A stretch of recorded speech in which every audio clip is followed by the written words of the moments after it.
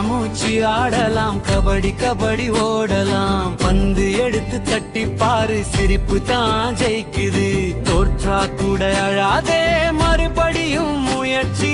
விளையாட்டுல கற்றுக்கலாம் வாழ்க்கை ரகசியம்.